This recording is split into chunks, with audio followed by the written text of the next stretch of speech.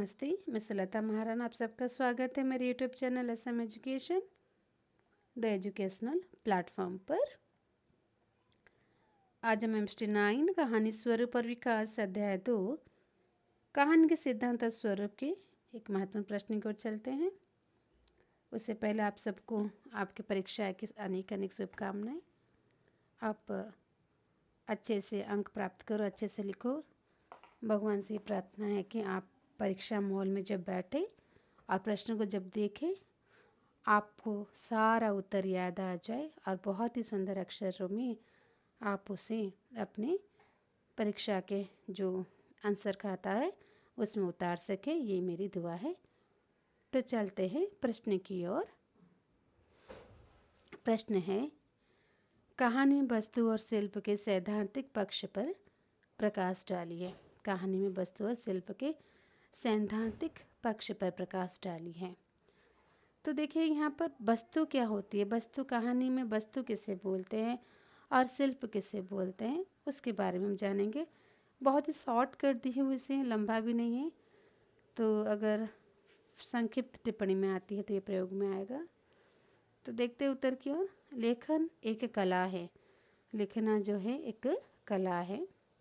जिस प्रकार शिल्पकार अनगढ़ शिला को अपने यंत्र से सुंदर मूर्ति में परिवर्तित कर देता है, उसी प्रकार लेखक अपने भाव यथार्थ को शब्द में पिरोकर कहानियों की रचना करता है, नए कीर्तिमान स्थापित करता है। जैसे कि लिखना तो एक कला होती है, हर कोई ये नहीं कर सकते। आपको पता है MST 5 में या 7 में जो था, जो लेखक होते हैं वो ऐसे ही जन्म आते नहीं हैं। उनके अंदर विशिष्टताएं कुछ होती है, वो तो गिफ्टेड होते हैं।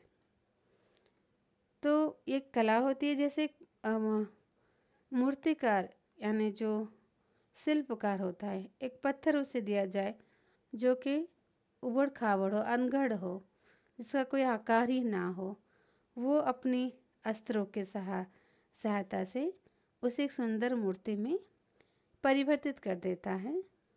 उसी तरह ही जो लेखक होते हैं वो अपने भाव यथार्थ यानी जो सच्चाई है उसे शब्दों में पिरोकर कहानी की रचना करता है, नए कीर्तिमान की स्थापना करता है।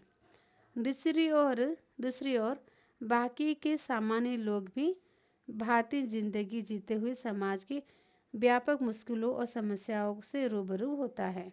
यानी उसके बाद पहला तो वो अपना जो अपने भाव को यथार्थ शब्दों में पिरोकर कहानियों में रचना करता है और एक नया कीर्तिमान स्थापित करता है। दूसरा जो है वो क्या करता है, सामान्य लोगों की भांति जिंदगी जीते हुए, यानी जो लेखक है, जो कलाकार है, वो सामान्य लोगों के साथ जिंदगी जीते हुए समाज की व्यापक मुश्किलों और समस्याओं से रूबरू होता है, जिससे वो यथार्थ को प्रकाश कर पाता है। जिसके कारण क्या होता है, वो यथार्थ को प्रकाश कर पाता है। जिंदगी के बीच इसे दूसरे स्तर पर सक्रिय रहने में उसे अतिरिक्त लाभ होता है। यानी जो दूसरी जिंदगी में, यानी जो रोज़मर्रा की ज़िंदगी है, जो सामान्य लोगों की भांति ज़िंदगी जीते हुए उसे बहुत ही लाभ होता है। क्या कि गहरी संवेदनाशीलता और बौद्धिक क्षमता के कारण वो जीवन के बदलावों को महसूस और उनके गणित को समझता भी है। यानी सामान्य लोगों के साथ रहकर मुश्किलों का सामना कर कर समस्याओं से रूबरू होकर वो अपनी बौद्धिक क्षमता और संवेदनशीलता को प्रगाढ़ करते हैं और जो बदलाव होता है उसे महसूस करते हैं, उसे समझते हैं। इस निरंतर घट रहे बदलाव पर नज़र टिका पाने के कारण वो कहानी के विवरणों को भी संगन बनाने में सफल होता है। यानी ये सारी चीज़ें को नज़र टिकाने के कारण, उसे महसूस करने के कारण, उसे जानने के कारण सारे कहानी में वो इसे प्रयोग करते और सफलता प्राप्त करते हैं। इसी प्रक्रिया में उसकी विवेकशीलता समृद्ध होती है और धीरे धीरे वो समाज को वैचारिक सांस्कृतिक नेतृत्व देने की स्थिति में आ खड़ा होता है और धीरे धीरे वो इसमें विकासशीलता होती है, समृद्ध हो जाता है और वो वैचारिक सांस्कृतिक नेतृत्व देने के, वैचारिक और सांस्कृतिक दोनों है यहाँ पर। तो स्थिति में आकर खड़े होते हैं। इस इतिहास के एक विशेष चरण में वो अपनी भूमिका को लेकर भी सक्षम और सजग हो जाता है। ओके, तो वो इतिहास के एक विशेष चरण में वो अपने आप को, अपनी भूमिका को लेकर भी बहुत ही सक्षम और सजग हो जाता है। कहानी में विवरण की प्रधानता नहीं होती है। यही कारण है कि कहानी में कोई भी विवरण नहीं लाया जा सकता, विवरण नहीं होते, उसमें विवरण की कोई पद्धति नहीं होती, इसलिए कहानी में विवरण नहीं लाया जा सकता।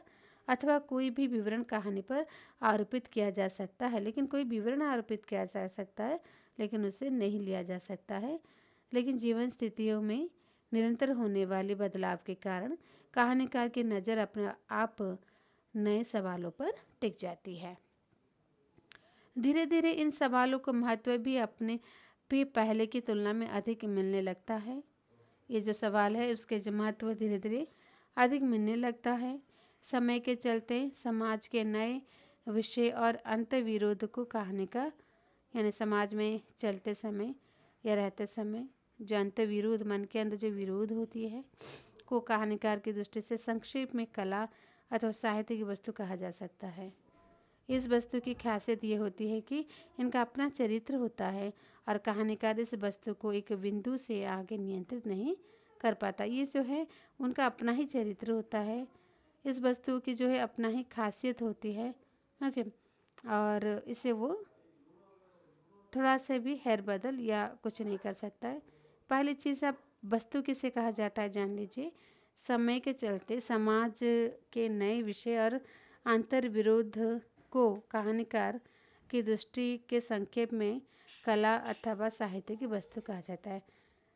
समय के चलते समाज में जो नए विषय उभरते हैं और जो अंतर विरोध उभरते हैं समाज में चलते हुए समय के चलते हुए समाज में धीरे धीरे जैसा समय चलता है तो समाज में नए चीज़ें आते हैं, नए विषय आते हैं, अंतर विरोध आता है। इसी को ही संक्षेप में कला या फिर साहित्य की वस्तु कहा जा सकता है।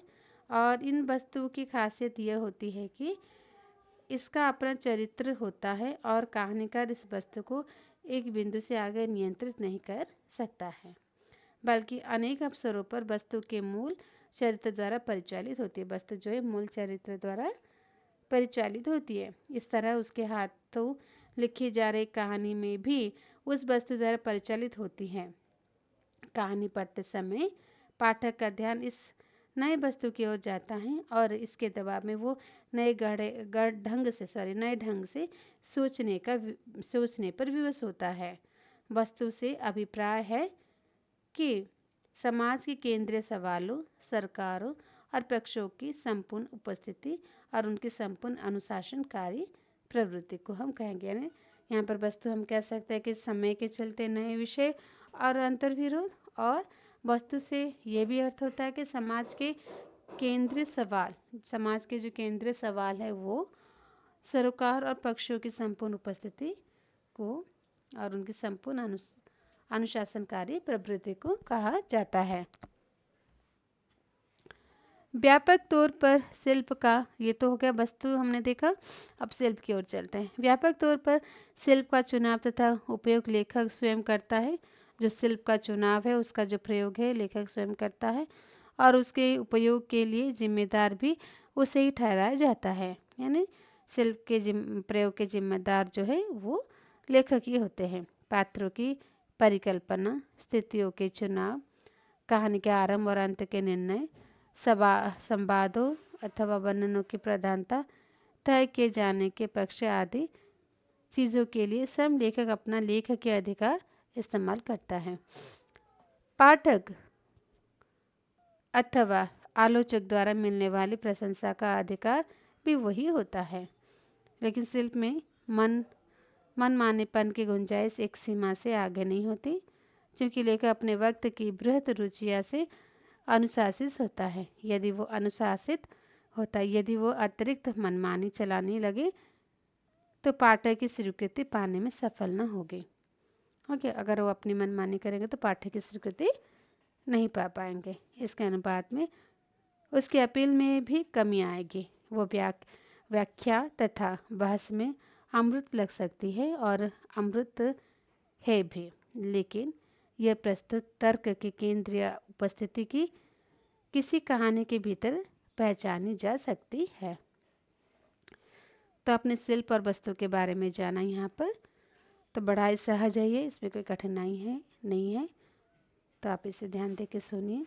इसे आप लैंडस्केप कर लीजिए, बड़े बड़े अक्षर दिखाई देते जिससे आप लिख सकते हो इसे। अभी तो नोट देने के लिए समय नहीं है, मैं कर नहीं पा रही हूँ, लेकिन करने की कोशिश करूँगी।